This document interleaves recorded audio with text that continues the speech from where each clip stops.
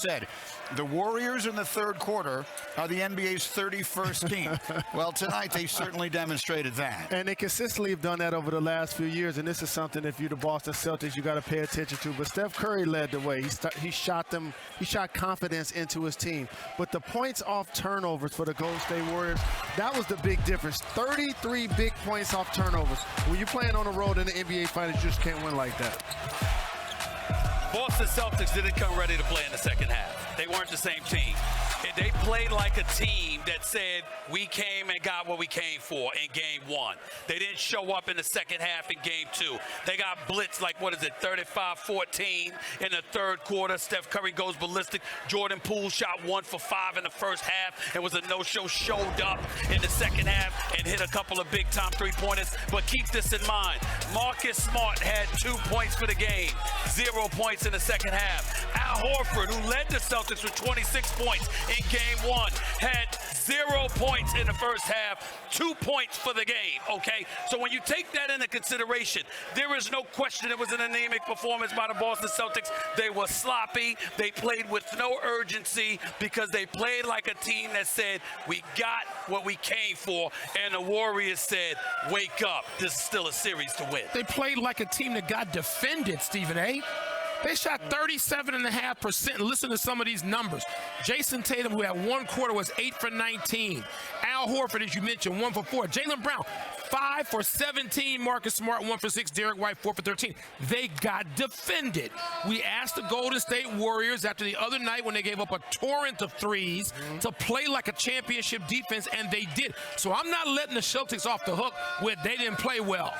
They got defended. They got some of their own medicine. Golden State went back to the future and played the way we know a championship defense can play. But this is what drives me crazy about you, Wilbon. I know you're right, but I don't believe you're being complete. I understand how elite Golden State's defense can be. But damn, 2 points? Hey. 2?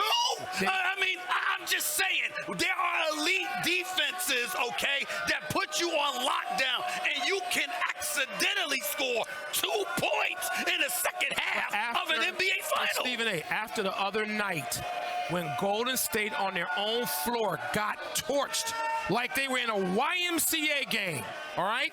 They had to respond with real defense. We all talked about how long and athletic and strong the Boston Celtics players were, and all that's true, by the way. Yes. They may respond, but look, the playoffs are about zig and zag.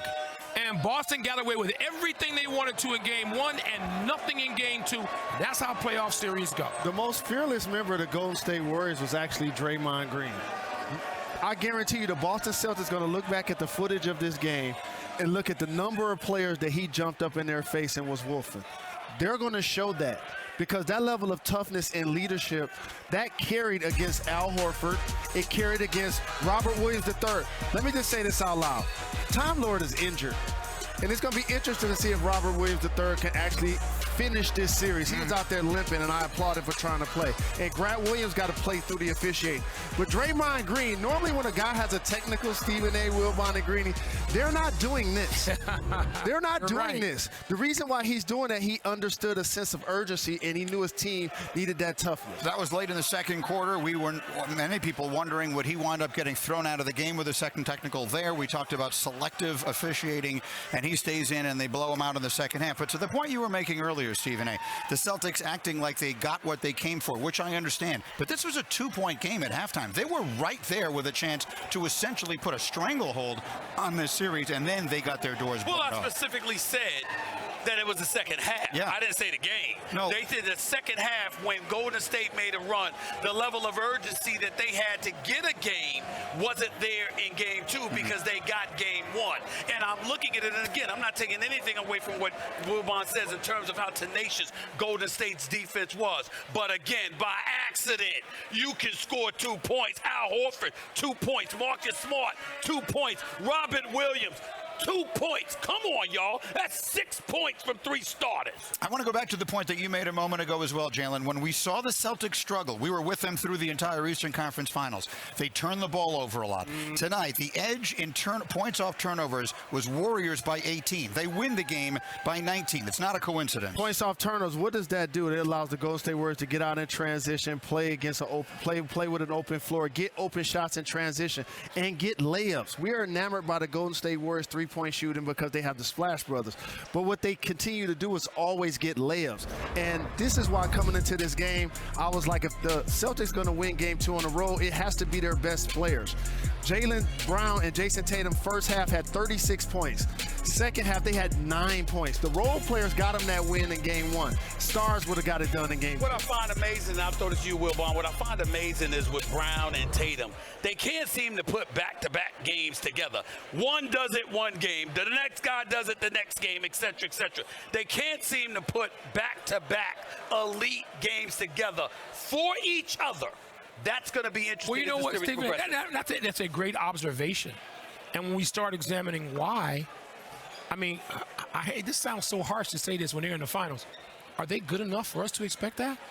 Are we expecting Magic and Big Game James? Are we going to expect that? Are we going to expect Michael and Scotty? We're going to expect Larry and Robert McHale and Chief and DJ?